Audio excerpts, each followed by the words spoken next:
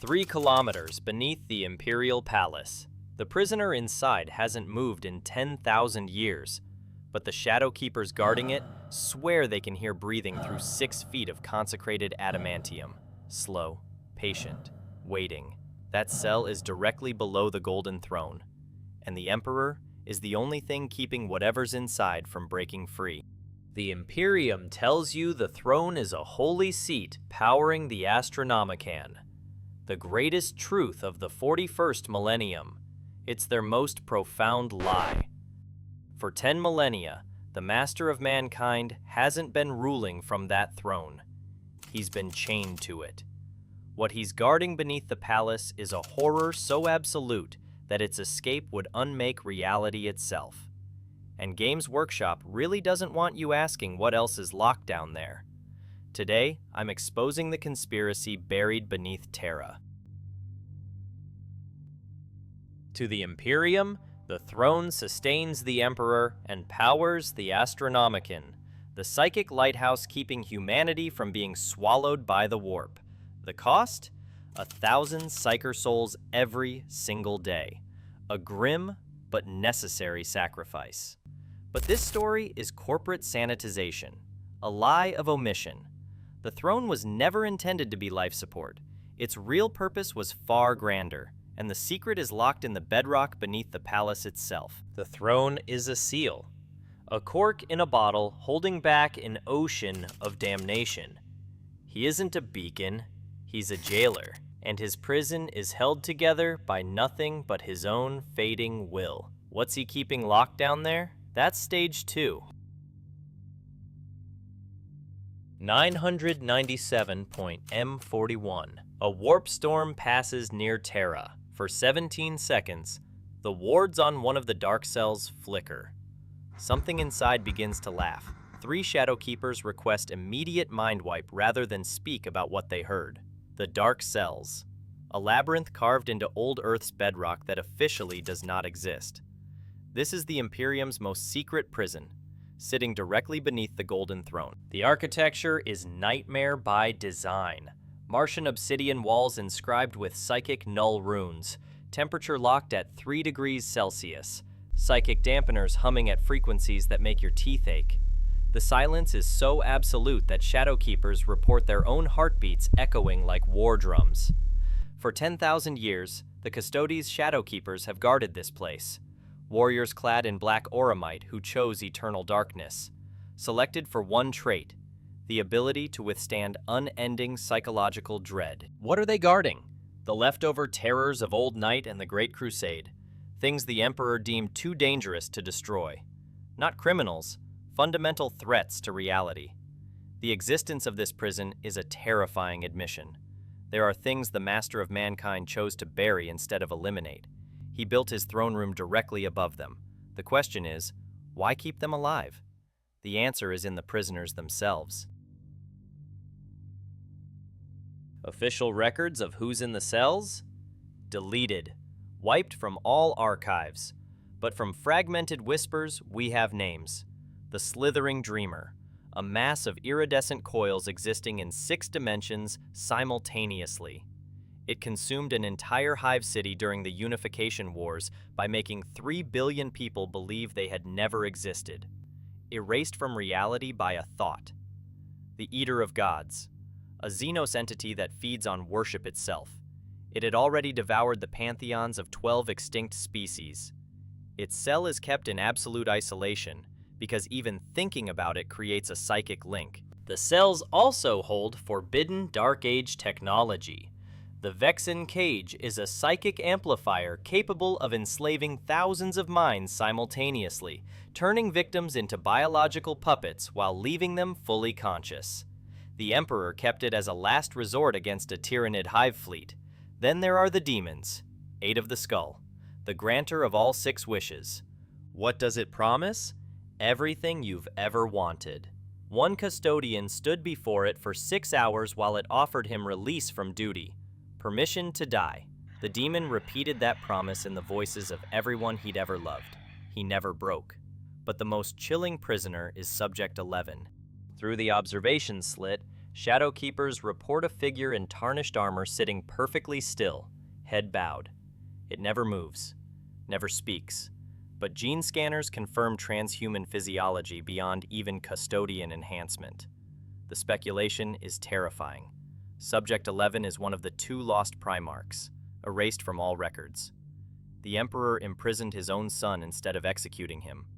What crime could be so absolute that even the master of mankind couldn't bring himself to end one of the 20? And why keep such a being alive for 10,000 years? The answer lies in the Terminus decree.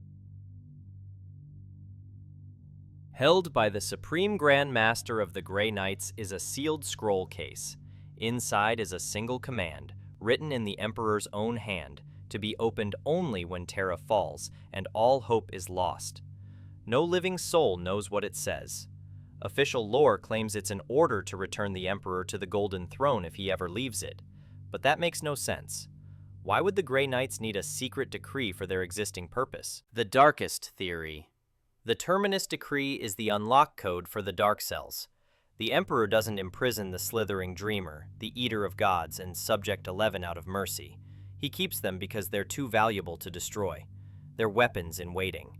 Doomsday devices kept in reserve for the day when even his own sacrifice isn't enough. Imagine it. The slithering Dreamer set loose to make the Chaos Gods believe they never existed. The Eater of Gods devouring the ruinous powers worship.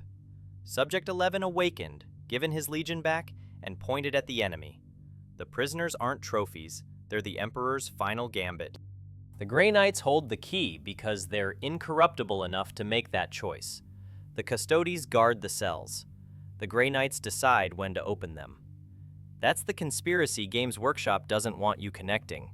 The Dark Cells and the Terminus Decree aren't separate mysteries.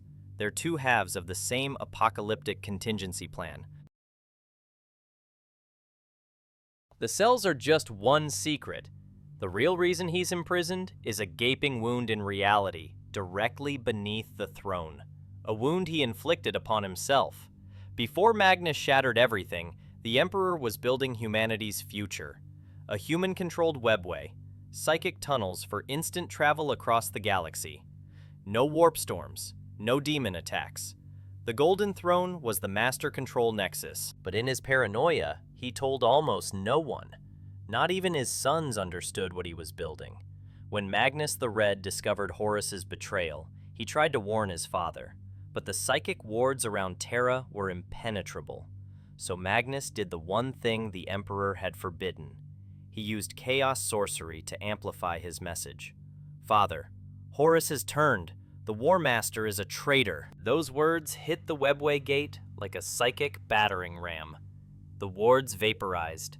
A raw torrent of demonic energy flooded the tunnels. Legions of bloodletters and plague-bearers poured through. A secret war erupted in the depths of Terra. Custodians and Sisters of Silence fought for weeks in tunnels where time and space had no meaning. Entire squads were erased from existence. The Imperium has never acknowledged this war. The Emperor was forced to abandon the crusade and ascend the Golden Throne, not as a ruler, but as a psychic dam, holding back an ocean of demons. When Horus mortally wounded him 9 years later, the imprisonment became permanent. For 10,000 years, he's been holding the breach closed with nothing but his will. The 1,000 Psychers sacrificed daily? They're not powering the Astronomicon. They're fuel for the dam. The webway gate is still open. The demons are still trying to break through. And the only thing standing between humanity and annihilation is a corpse on a golden chair, fading a little more every day. That's the conspiracy. The Golden Throne isn't keeping the Emperor alive. The Emperor is keeping the Golden Throne from becoming a warp gate that swallows holy Terra whole. Everything comes back to this single catastrophic failure. The horrors in the Dark Cells are weapons waiting to be unleashed, but the true abyss is the unhealed webway wound directly beneath his feet. For 10,000 years, one being's will has held back that abyss. But he's fading. The Golden Throne's mechanisms are failing, and the Adeptus Mechanicus no longer understands how to repair them. What happens when that will finally breaks? The Terminus decree provides the answer. When the Emperor can no longer hold the breach, the Grey Knights open the scroll. The Dark Cells unlock. The Slithering Dreamer, the Eater of Gods, Subject 11, every nightmare imprisoned for 10 millennia, gets released into the webway breach itself. Not to save humanity, to deny chaos its final victory. The figure on the Golden Throne is not a god. He's a tragic king who became a prisoner. And when that lock finally breaks, the Imperium's last act will be to weaponize every horror it ever captured and throw them into the abyss. That's the conspiracy Games Workshop has been building for 40 years. The Golden Throne, the Dark Cells, and the Terminus Decree aren't separate mysteries. They're three parts of the same apocalyptic contingency plan. The prison beneath the palace isn't just holding demons, it's holding the Imperium's final move in a game that was lost the moment Magnus screamed across the stars. What do you think would have happened if the Webway project had succeeded? Would humanity have become the dominant force? Or would the Emperor have discovered something even worse in those tunnels? And here's the real conspiracy question. Is Subject 11 truly the 11th Primarch? What crime could be so terrible that even the Emperor couldn't execute his own son? Drop your theories in the comments. I read every single one. If this conspiracy blew your mind, hit that like button so the algorithm knows you want more forbidden lore, and subscribe. I'll see you in the next expedition into the secrets they don't want you to know. Thanks for watching. The Council approves this video. Subscribe now!